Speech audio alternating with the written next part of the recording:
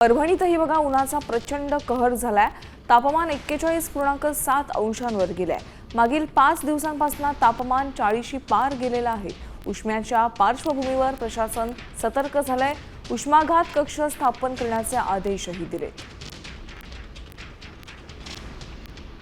परभणी जिल्ह्यात मागील 5 दिवसांपासून उन्हाचा कहर पाहायला मिळत आहे। परभणीचे तापमान 40शी पार गेल्यामुळे परभणीकर हैराण झाले आहे।